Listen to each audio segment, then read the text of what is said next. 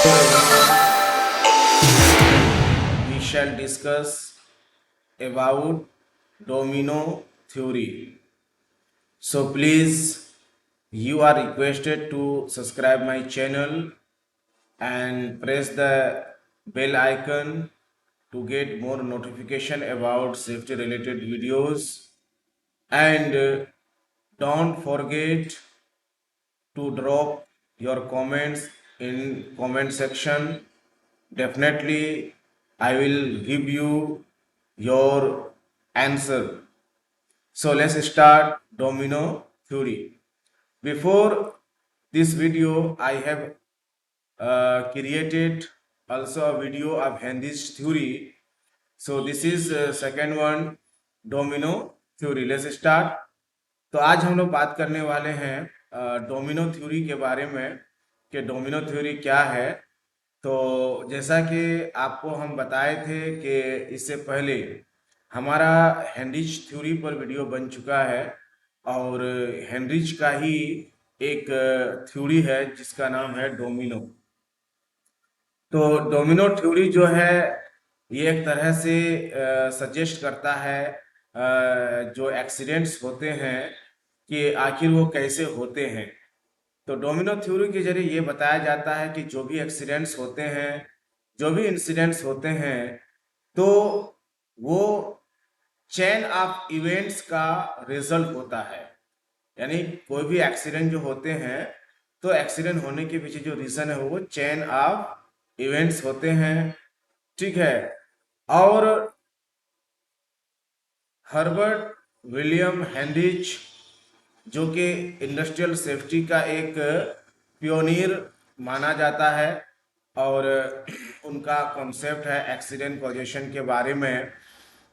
और उन्होंने बहुत सारे अपने थ्योरीज पेश किए हैं। और जो विलियम हेनरिच हैं उनका इंडस्ट्रियल सेफ्टी एक्सीडेंट करके बुक भी रिलीज हुई है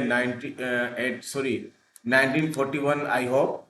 और बहुत ही ये पॉपुलर हैं और साइंटिस्ट हैं एक तरह के सेफ्टी के फील्ड का।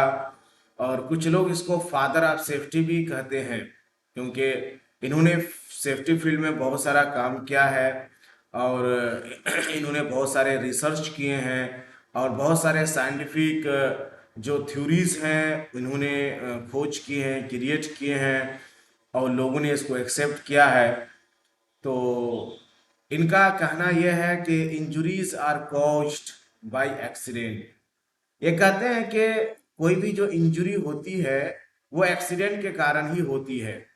यानी विदाउट एक्सीडेंट कैन नॉट, है ना, इंजुरीज, यानी बगैर एक्सीडेंट के इंजुरीज नहीं हो सकती है।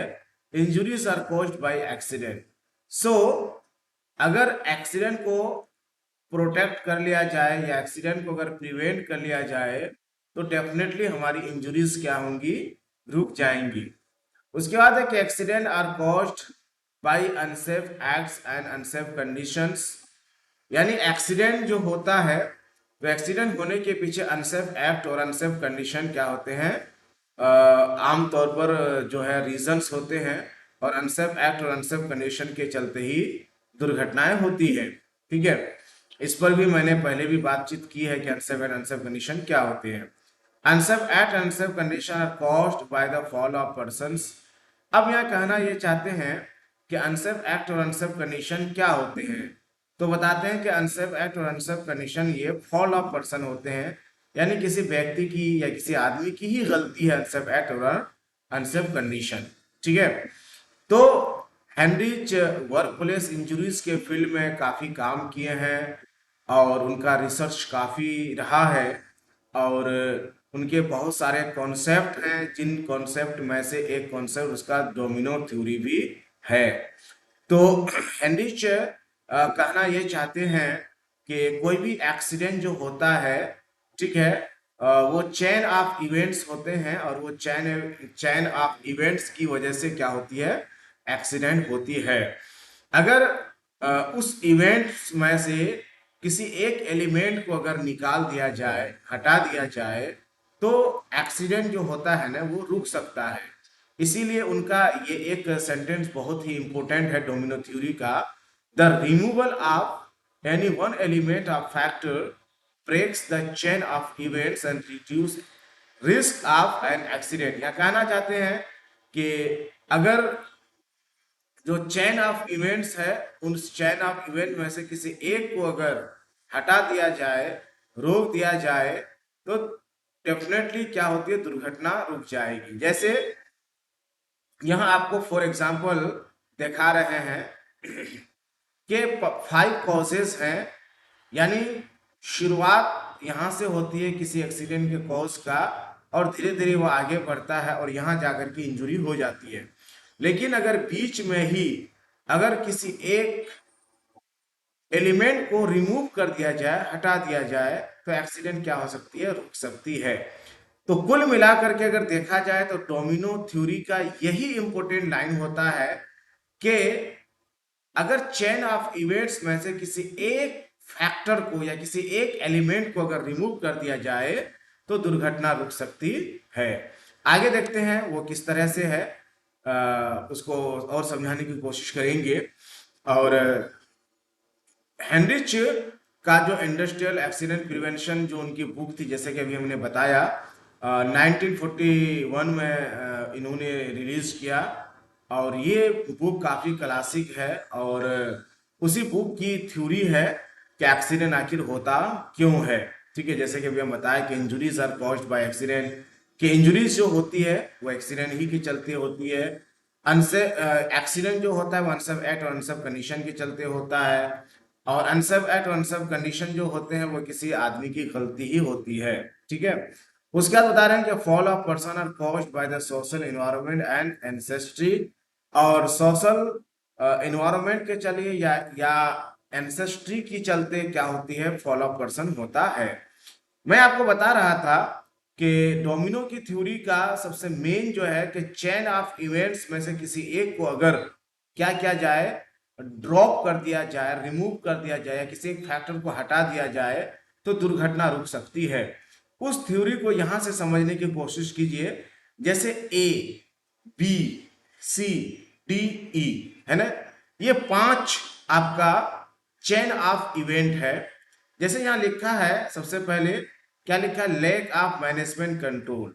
यानी ए को कुछ देर के लिए आप मैनेजमेंट कंट्रोल समझिए, यानी मैनेजमेंट को जिस तरह से किसी भी एक्सीडेंट को रोकने के लिए जो कंट्रोल मेजर्स लागू करना चाहिए, एक्सीडेंट प्रिवेंट करने के लिए जिस तरह के सेफ्टी कंट्रोल मेजर वहाँ अपनाना चाहिए, जिस तरह का सेफ्टी स्टैंडर्ड वहाँ इम्प्लीमेंट करना चाहिए, अगर वो नहीं करते हैं तो ये क्या कहलाता है हमारा, ये कहलाता है लैक ऑफ मैनेजमेंट कंट्रोल। ठीक है, और फिर ये चीज आगे बढ़ती है तो फिर क्या हो जाता है, बेसिक कॉज, यानी एक्सीडेंट होने का बेसिक कॉज। जैसे यहाँ कमी हुई तो आगे एक्सीडेंट का बेसिक कॉज शुरू होता है, और यही बेसिक कॉज फिर आगे बढ़ता है तो इमीडिएट कॉज होता है, और इमीडिएट कॉज के तुरंत बाद एक्सीडेंट या इंसिडेंट हो जाते हैं। ठीक है, और एक्सीडेंट होती है तो क्या होता है, इंजुरी होता है, इलनेस होता है, या किसी कोई चीज अगर डैमेज हो गया तो लॉस होता है। तो यह कहना ये चाहते हैं कि यहाँ इंजुरी होने से लेकर के, ठीक है, यहाँ यहाँ जो इंजुरी हो रही है और यहाँ से जो लैक ऑफ मैनेजमेंट शुरू हो रहा है, इसके बीच में बेसिक कॉज, इमीडिएट कॉज और एक्सीडेंट इंसिडेंट जो हो रहा है, यहाँ तक अगर बेसिक कॉज को या इमीडिएट कॉज को, दोनों में से किसी एक को भी अगर रोक दिया जाए, ठीक है, यहाँ अगर रोकथाम कर लिया जाए तो आगे एक्सीडेंट नहीं होगा, यानी दुर्घटना को रोकी जा सकती है। प्रोएक्टिव रिस्क मैनेजमेंट, तो इसलिए कहा जाता है कि किसी भी रिस्क को हमको पहले से मैनेज करना चाहिए ताकि दुर्घटना ना हो, ये प्रोएक्टिव रिस्क मैनेजमेंट होता है। और रिएक्टिव रिस्क मैनेजमेंट का मतलब होता है कि दुर्घटना हो गई और दुर्घटना होने के बाद, ठीक है, फिर आप कंट्रोल मेजर अपनाते हैं ताकि इन फ्यूचर दुर्घटना ना हो, तो ये हमारा रिएक्टिव रिस्क मैनेजमेंट होता है। और थोड़ा सा हम एक आगे आपको एक एग्जांपल्स दे रहे हैं। वो एग्जांपल्स ये है कि डोमिनो की थ्योरी को जैसे हम समझाने की कोशिश कर रहे हैं, जैसे आप देखिए यहाँ कि एक फायरमैन है जो वो काम कर रहा है एक ग्राइंडर, ठीक है, एक ग्राइंडर व्हील्स को लेकर, और उसको किसी तरह की इंजरी हो जाती है, ठीक है।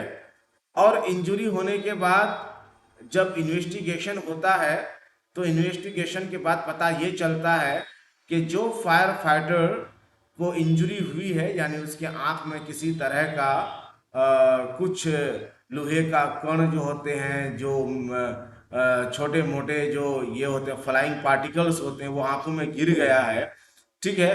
तो इन्वेस्टिगेशन करने के बाद पता ये चलता है कि उस व्हील मशीन पर जो है ना गार्ड होना चाहिए, ठीक है, ग्राइंडिंग व्हील गार्ड जिसको कहा जाता है, जो होना चाहिए वो गार्ड नहीं है या नहीं था, ठीक है, जिसके चलते जो फ्लाइंग डेब्रिस है वो उड़ा और उसके आंखों पे गिरा।